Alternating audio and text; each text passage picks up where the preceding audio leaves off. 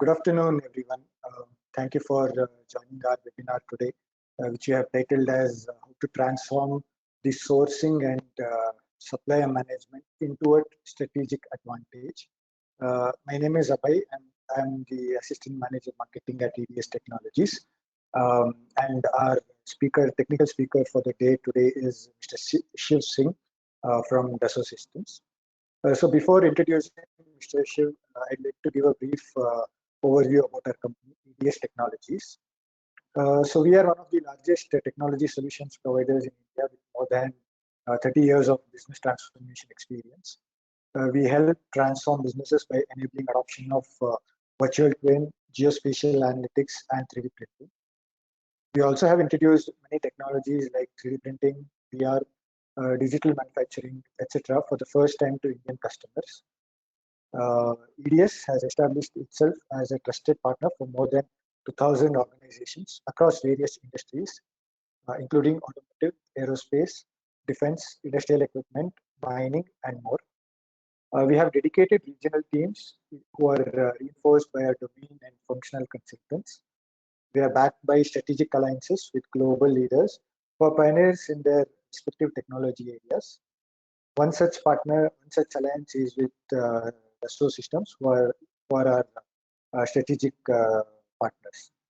So we have a widespread presence with 11 offices across India, which you can see in this slide. We are an end-to-end technology solutions provider to all our customers. So our speaker for the day is Mr. Shiv Singh. Shiv has more than 20 years of experience across product development, PLM consulting, enterprise architecture, and solution architecture. He has a strong background in technical architecture, including systems design, integrations, data modeling, cloud deployment, and scalable enterprise systems. He has deep expertise in 3D experience, specializing in sourcing, engineering, and end-to-end digital lifecycle processes. He has led numerous customer workshops, large-scale implementations, migrations, and transformation initiatives across various industries. He is also passionate about enabling teams and partners through technical mentoring, solution best practices, and architecture-driven decision making. Good afternoon, everyone. Once again, I welcome all of you to today's webinar. So today, basically, we are going to talk about how you can use 3D experience as a platform to turn your sourcing and supplier management into a competitive as compared to your other competitions in the market, right? Now, during the course of this webinar, we'll explore how 3D experience platform is transforming the way engineering and sourcing teams collaborate from the very earliest stage of product design. Okay. So this is what we are. Let me also quickly walk you through my agenda.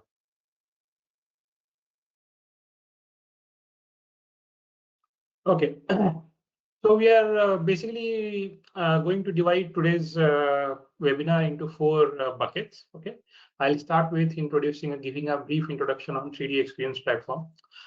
Then we'll move to some of the key challenges which is being faced by the industry, especially in the context of sourcing. Okay, we'll talk about a couple of challenges and then how we can address that.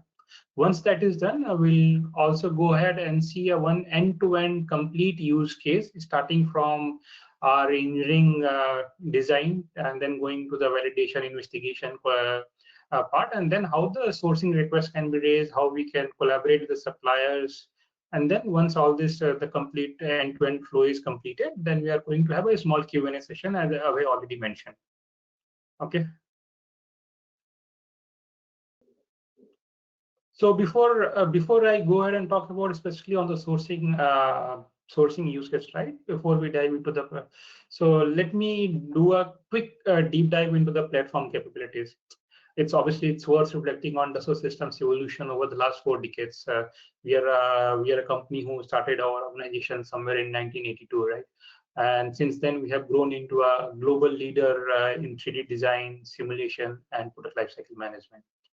To set the context, what I'll do is I'll start with a short video which highlights the key journey or the journey of Dassault System and its vision behind the 3D experience platform. After the video, we'll walk you through a live demonstration showcasing how the platform accelerates the sourcing and enhances the engineering collaboration. So let me quickly go ahead and give you a quick overview of the video. Okay, sorry, like before I pause, right? So with this video, we are trying to showcase that how Dassault as a company anticipated early on the digital transformation, which would fundamentally change the way the companies design, manufacture, and collaborate. This has actually led us to re-architect our entire software pack, driving four significant transformations that laid the foundation of the 3D Experience platform. Now, with this, let's have a quick look at this video and the Dassault journey in the last 40 years.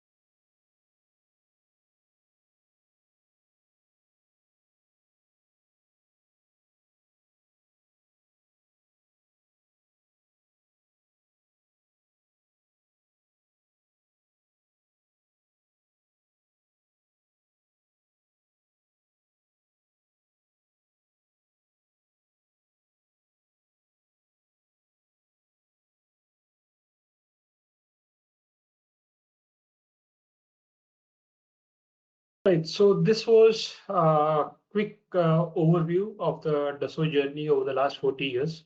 How we started, say, as a simple CAD design company, and then we have grown into today's, where we are mostly talking about the business experience and the virtual twin experience. Okay? Today, we have a proven track record of enabling companies worldwide to achieve their transformation goals through a unified platform experience. So this was a brief highlight on the Dassault journey. Let me quickly go to the next slides. Now, if you look at this is the quick summary or quick glance of the Dassault portfolio and the industries that we cater to.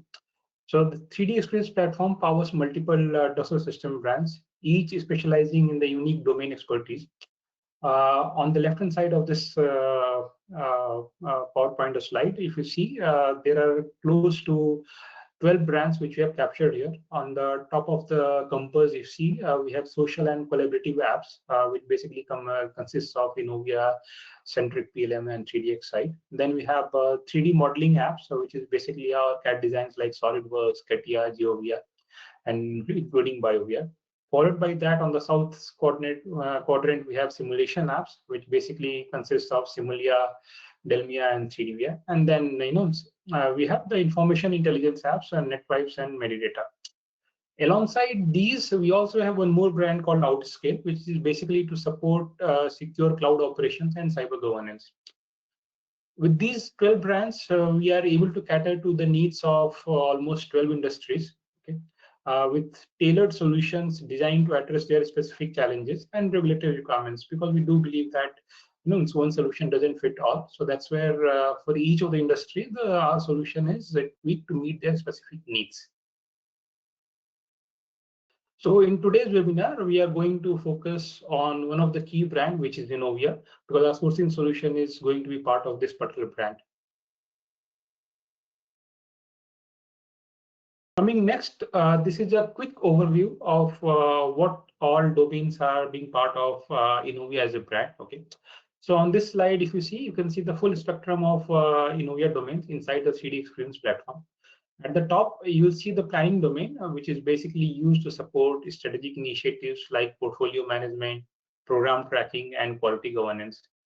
Coming to the middle lane, you see on the left-hand side, we have a domain called as virtual product development, which basically focuses on the engineering data, managing configurations, product structures, and change process.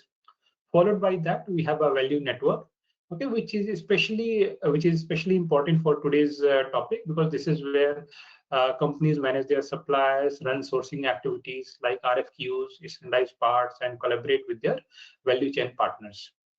To the right of that, you will see the customer experience, and this particular domain supports downstream needs such as asset management and the after sales lifecycle. Now coming to the last lane, which is the collaboration and intelligence, right?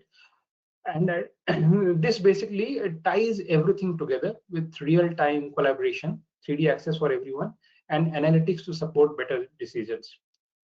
Together, we have these 5 domains, Innovia domains, ensure end-to-end digital continuity across the organization, from strategy and design all the way to sourcing, execution, and service. So this is my at a high level overview of my Innovia portfolio, and these are the 5 domains. Out of these 5, today we are, as I said earlier, we are going to talk about the value network, where we'll focus on the value network development and the sourcing and the standardization process.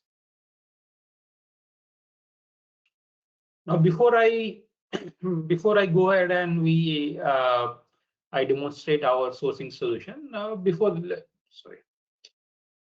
that, let's have a quick look at some of the key challenges which companies face on day-to-day basis during the execution of their sourcing process. So coming to that, the first challenge, the first common challenge which we normally hear a lot is about the rising supplier dependency. Why sourcing now plays a sort of strategic role. So it's pretty common in today's world that the role of suppliers is growing in the product lifecycle, starting from the ideation, concept development, innovation, manufacturing, and sustainability. Suppliers' involvement today has grown across industries significantly. Just to give an example, right? In transportation and mobility industry, suppliers' contribution has increased by nearly 20% over the last 2 decades. Suppliers are no longer just vendors. They are like strategic partners, contributing to design, innovation, compliance, and sustainability. In a sustainability-driven economy, reliable suppliers and qualified components are critical, not only for the environmental compliance, but also for resilience, traceability, and ethical sourcing. Right. Now, if I move to the next challenge, right? This is about ensuring seamless OEM and supplier collaboration to balance my product form, fit, function, and cost. Now, lack of collaboration between OE and supplier engineering teams leads to rework, redesigns, and increased component cost. Poor coordination between engineering and procurement during change cycles results in incorrect orders, obsolete inventories, and cost overruns. Just to give you one small example of the real world example of a EV battery pack design, right? The OE finalizes the battery housing design, but insufficient collaboration with the supplier results in manufacturability issues, causing delays and cost escalations. A later engineering change from aluminum to composite, let's say from the material perspective, is not communicated promptly to procurement, leading to wasted inventory and supplier penalties.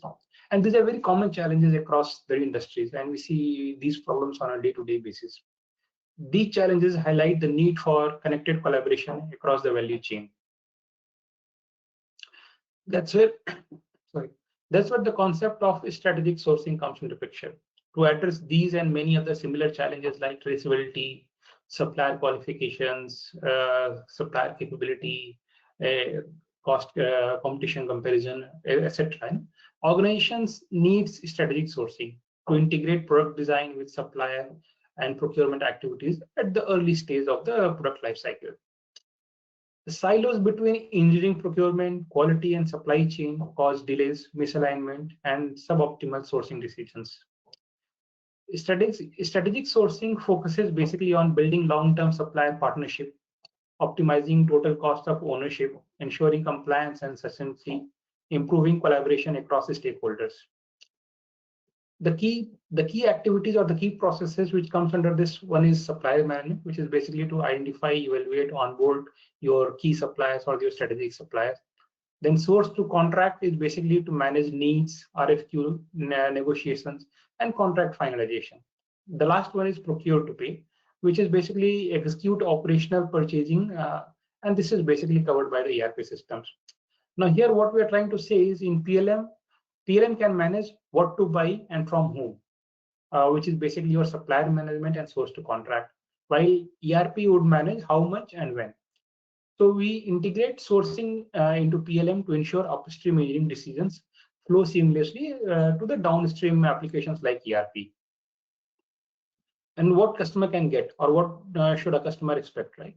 A centralized, efficient way to manage suppliers, a sustainable and cost-effective source to contract process, a streamlined way to identify, request, approve, and qualify new components. Later in the session, we'll show you which of these areas are fully supported in our current solution scope.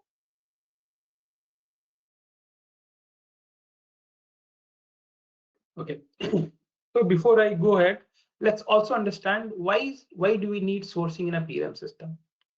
Sourcing in PLM is not just about control. It's about making informed strategic decisions earlier in the product life cycle.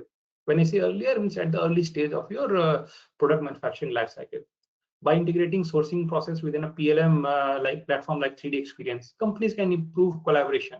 They can reduce risk and align procurements with product innovation and sustainable goals. As a key differentiator, what I can highlight here is that 3D Experience connects engineering and sourcing, improve cost, performance, and reduce time to market. Some of the benefit, just to quote, would be for faster time to market, improved quality and compliance, lower total cost of ownership, and better supplier collaborations and innovation. Right. So moving to the next. So now let's look at our use case. What the use case we are planning to show in today's demo. So before I go ahead there, let me also give you a quick highlight of the key roles or the key persona which are going to be involved. So if you, as you can see, as you can see on the screen, we have the 4 key roles which are being highlighted here. One, which is the designer that manages your engineering definition, and he is the one who identify the need of a new component while designing the product. Then we have a component engineer who is basically who manages your manufacturer equivalent items, its qualifications and standardization process for that. Then we have the sourcing manager, who is responsible for managing suppliers, RFQs, vendor items, and pricing. Then we have a supplier representative, which is basically from the supplier side, and he is the one who is going to respond to those RFQs. These are the 4 key roles that we are going to talk about in today's demonstration. So this is a quick storyboard of the use case that we are going to cover in today's use case. Just to briefly summarize, so it starts with a design engineer who is designing a product. While designing, he identifies the need of a new component which is not there currently available. So what he does, he goes ahead and raises a request for that this new component is being needed. That request is first being investigated by a component engineer in terms of the component availability, the potential suppliers. Once it is approved by the component engineer, it goes to a sourcing manager who can basically raise the request or raise the RFQ for that component. Okay. Now, in between, we also would have a role of supplier representative. He is basically involved for managing your, onboarding your suppliers, managing their qualifications, defining their capabilities, their representatives, and also categorizing them who can reply to or respond to which are RFQs.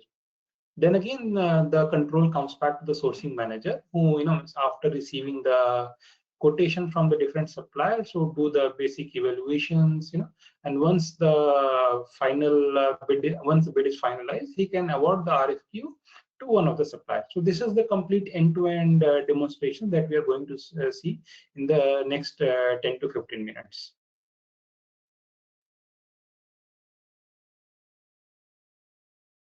Okay. So what I've done is I have basically captured the end-to-end flow in a quick video, and I'll keep giving a quick snapshot what this thing covers. So let me quickly start. Now the first one is the component request creation. This basically comes. This particular activity is being done by a design engineer. Let me play the video. Yes. So here the engineer is trying to create a new component. Okay, he is, while the product design, he has identified a need of a new component, the housing. Okay, and now he's while raising the request, he is also giving the context of the component which he has, for which he needs this component to be sourced. Okay, so that's what he'll fill in all the details. One of the key important thing here to note here is on the left hand side of this screen, you can see something called as part supply. Okay, now the engineer, what he is doing here is he is not simply going ahead and raising the request that I need so and so component. Okay, he also has an option with another solution of ours which is called part supply. Okay, where the complete database of the different components supplied by the different vendors in the market are available, right? So first he goes ahead and looks for the available component into that. Okay, does that marketplace contain something similar in nature? Okay, and if it is there, he will also give a reference of that particular component into this request. So with this, what happens whenever the request goes to the component engineers or the sourcing managers, they'll find a reference that what exactly is the design is needed and which is the reference component, something which is already available in the market. So instead of creating anything from scratch, the engineer first checks if an existing standard or approved part is available within the system. So this basically ensures reusability, reduces duplication, and maintains design consistency across products. In part supply, engineer can find a suitable component that matches the design needs. Before using it, the engineer initiates the approval request. So once this request is created, the engineer would submit this particular item to the next stage for the approval of the component component investigator. So let me quickly go to the next.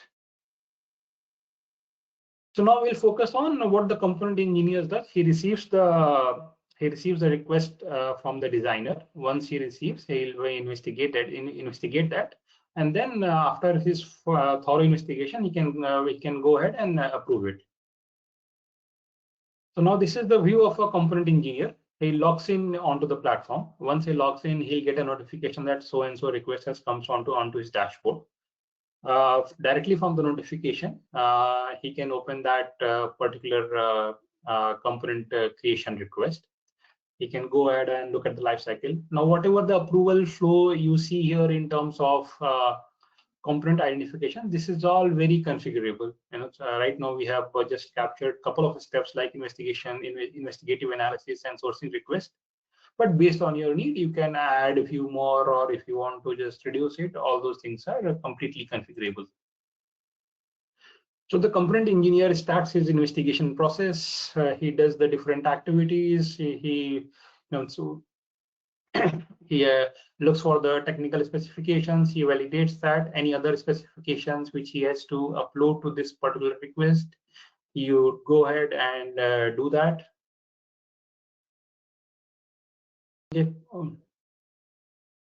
Once that is done, he'll quickly move on to the approval workflow, and he'll approve this particular task item. Obviously, the comments would be mandatory. He'll enter the comments and make sure that this particular request is approved.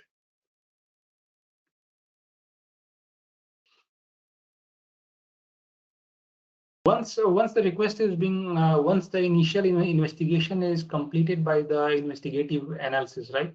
The next, the component engineer would move the request to the component identification and start the investigation to see if the existing component is available for the request or not.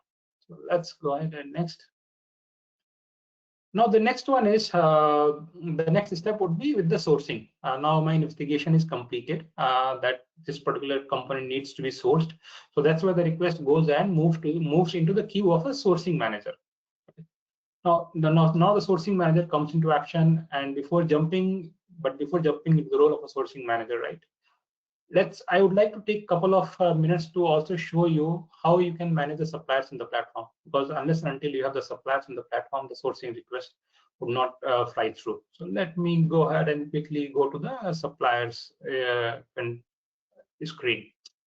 Now this is a view which would be available with your supplier administrator or supplier manager. Okay.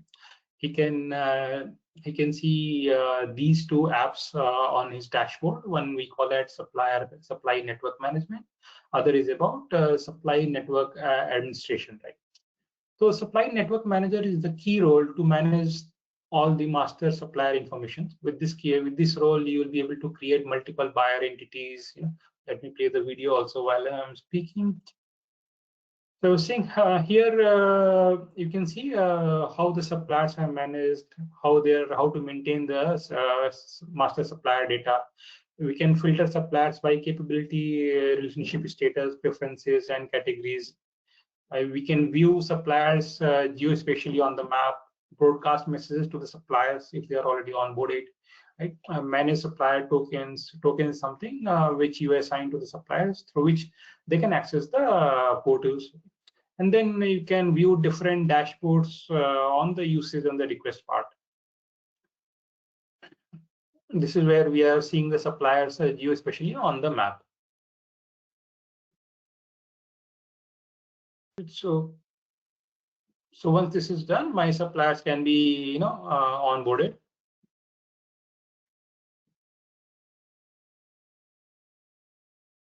Once we have ensured that my suppliers are onboarded and they are assigned into their specific entities, legal entities. And legal entities are the one if they're, for example, here if you can see on the screen like a couple of legal entities like Skyward Tech and Skyward UK, right? So each entity will have a list of suppliers. So when there is an RFQ, they can only select the suppliers from that list. So now once we have ensured that my suppliers are onboarded, the sourcing manager can go ahead and initiate the RFQ request. So the next step is about sourcing manager where the RFQ creation happens. So let me play this video. Okay, so now let's connect back to the original use case story, wherein so far what we have seen is that the designer has initiated the request and which has also been reviewed and approved by component engineer. And the component engineer has, what he has done is he has pushed a request to the sourcing manager now. So at this stage, my sourcing manager comes into picture, especially if the part involves a new supplier or new cost or requires quotation updates. The sourcing manager performs supplier qualification if needed and then he issues an RFQ from the platform. So this creates my structured and traceable sourcing event tied to the engineering request, which was done by the engineer. So end to end, we are creating the full traceability. Now in the screen, you can see he initiated the RFQ creation form. He is selecting all the suppliers to whom he wanted to send the RFQ. The next item, if he wants to upload any reference documents, any specifications, any other helpful documents which is to be used by the suppliers, he can directly upload and add it here. Once that is done, he can go ahead and create the RFQ. My RFQ is done. On this view, you can see all the different details about the RFQ, right? Even when you send the RFQ to the suppliers, okay, what all cost items they have to enter. All those are pretty configurable parameters. For example, on the current screen, you are seeing close to 7 parameters. So when this RFQ goes to the supplier, he will have all these different parameters or the metadata against which he has to provide his inputs.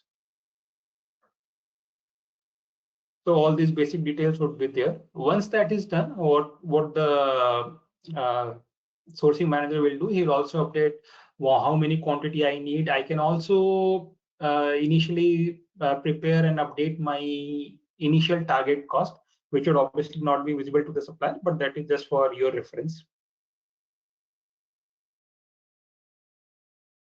Once that is done, he'll submit the request to the suppliers. Once the request goes to the supplier will get a notification, and then he will start working on the RFQ and start bidding from his side. So let's go ahead and move to the supplier's side. Okay. Now the suppliers are the assumption is that suppliers are already invited to the supplier portal, as we saw in the previous video, and they have got a new RFQ in their queue to which they needs to be responded. So that's my next step. So before I play this video, just quick information.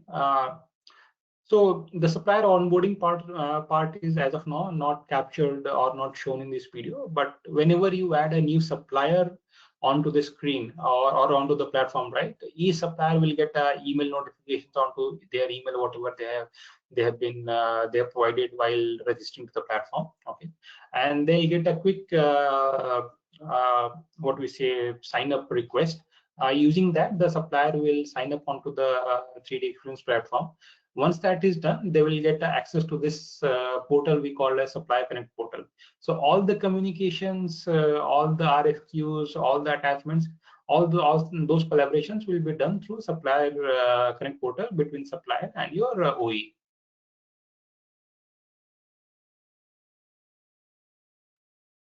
So it's okay. So now supplier is already registered. He has got the request from the OE. Now to validate or to view that request, he has to log into the supplier portal. He can use his credentials and then log into the supplier portal. The moment he logs in, this is the kind of a view he sees, where all the different messages, whichever would have been shared with him, he'll see all that here. Any sourcing request will fall and come under sourcing request. This is the list of all the RFQs, on which he has worked or which he has to work. He'll see all that in one single view. He can go ahead and view the supplier's RFQs properties details. He can also see what are the information provided by the suppliers. If there is any attachment provided by the OE, he can go ahead and look at that particular view. He can go ahead and directly in the UI itself, he can go and see that those PDF documents, what are the contents of it. He can look at the other parameters. After that, what he will provide all the required inputs from his side. For example, the part number, the different costing parameters. Now here, if you see, what the supplier is doing is he has to update the cost for the individual item. Now, these are the different parameters like price, transportations, handling or packaging or duty, right? These are all configurable parameters. And this is something which has been asked by the OE to provide the cost breakup into all these 5 to 6 categories. So this is where supplier is filling in all the inputs. Now, from customer to customer case, this could vary, where some customers probably would need much higher number of items against which the cost breakup has to be provided, or not only the cost, maybe some other inputs would also be required. So we can configure all those metadata or all those attributes can be configured against which supplier can provide their inputs. So here the supplier would fill in all the required cost details and the tax details, and once he saves, the final cost would be computed for the unit price, right? And once he submits any other reference documents also, or any other supporting document if he has to provide, he can also upload that directly here. Once he does that, the OE side will also get a communication for that. So he's using the submit option to submit the request to the OE.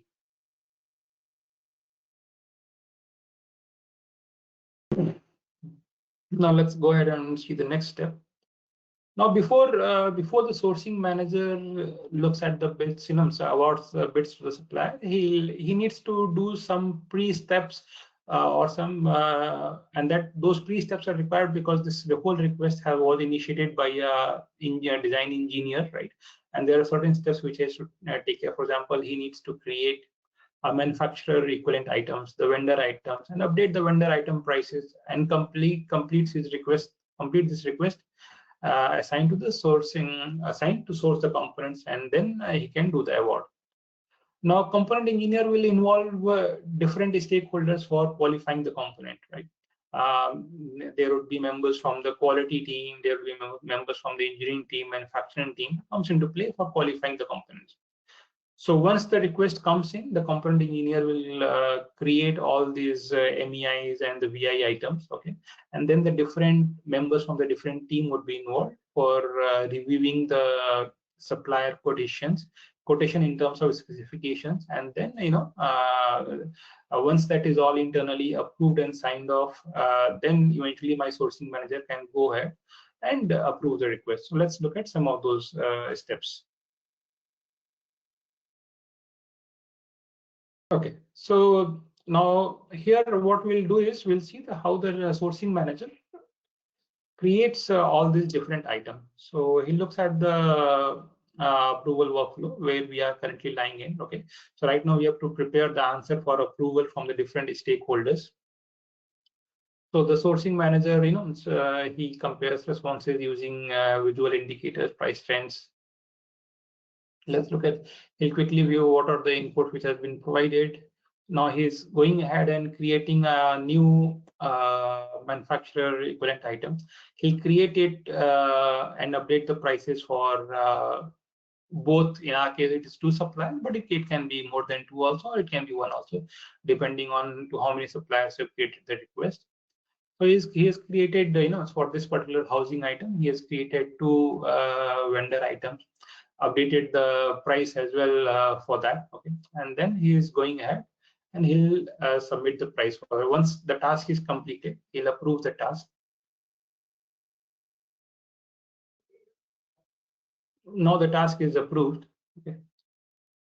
Now with this one, we can move to the next step.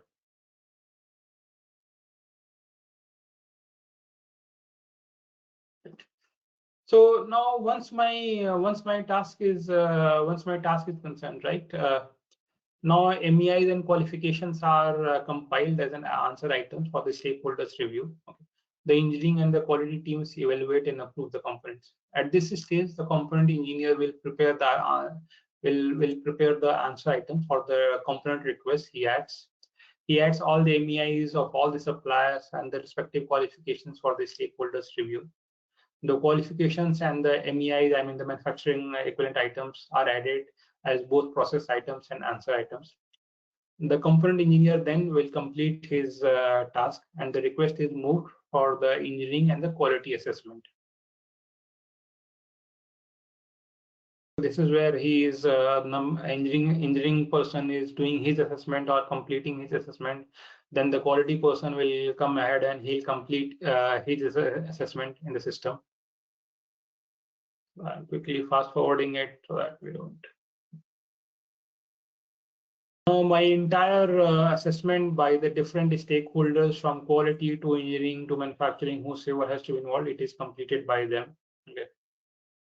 Now with this one, I think we can move to the next stage, which is like the strategic. I would say the sourcing part. The step 7, where the component engineer will release the qualifications and he'll close the component request, and then the sourcing manager is notified, who can then go ahead and award the request to one of the suppliers. Let's look at how the qualifications can be released by the component engineer.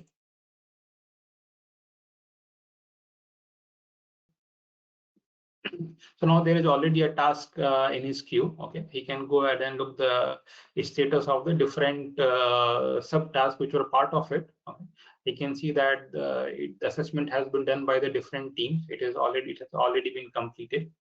Now he can go ahead in his engineering context, and in one single place he can see all the details of that particular request, which was initially initiated by the design engineer. He can see all the vendor items on the manufacturing items which has been created. It has been created by which all for which all vendors.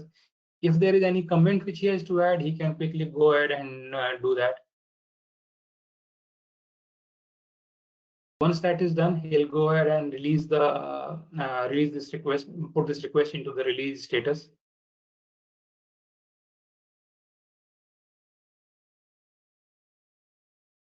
Once the qualification is released, the component engineer is going to complete his task. Once this is completed, the request is sent back to the sourcing manager queue, who is now supposed to review the release qualifications, and based on that, he'll ensure to award the request or the RFQ to one of the suppliers. Now this is the final view of the sourcing manager through which he can award. Okay. Sorry. So once the request or the update notification comes back to the sourcing manager, he starts comparing the different prices. You can see now there are different bids from the different suppliers. We can compare them next to each other in the different views. First one was the horizontal view, then we are looking at tabular view. We can also see a graphical view of the same. Okay, see if it is there. What here he's doing is he's trying to award the quote to one of the suppliers. So he has also updated how many quantities I'm awarding to this particular supplier. Okay. The moment he puts in the quantity based on the price quoted, the cumulative price will come and show it here. Once that is done, we are planning, he can go ahead and finally award the this particular RFQ to one of the suppliers, and based on that he can go ahead and complete his task.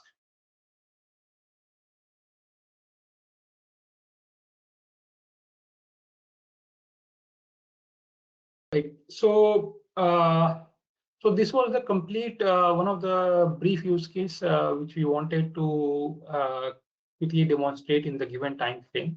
So this complete workflow, as you can see, this demonstrates how the engineering, sourcing, and supplier teams collaborate seamlessly inside the 3D experience platform. Every step is connected, traceable, and managed within a single environment, reducing delays, improve decisions making, and enabling smarter and faster product developments. Okay. In this whole system, nowhere we had to use any other third-party systems or any other collaboration platforms for sharing any documents or for sharing any communications. As long as the users are there onboarded onto this particular solutioning platform, and they'll get all their communication on the platform, and they can upload documents, they can share, do collaboration exchanges, they can share the data. Everything is seamlessly and securely feasible on this particular platform. So in short, this is what I was trying to cover. I know the timing would have been pretty short to cover this detailed step, but yes. I would like to thank Mr. Shiv for delivering a very engaging session. I'm sure our audience found it very useful as well. So in case of any further queries you may have, we'll definitely take up post this session. Our contacts are displayed on the screen right now. You can either call us or mail us. We will definitely revert back to you with all the relevant answers to your queries. So once again, I thank all the audience, Mr. Shiv, for being so patient and engaging during this webinar. Thank you, and see you at the next session.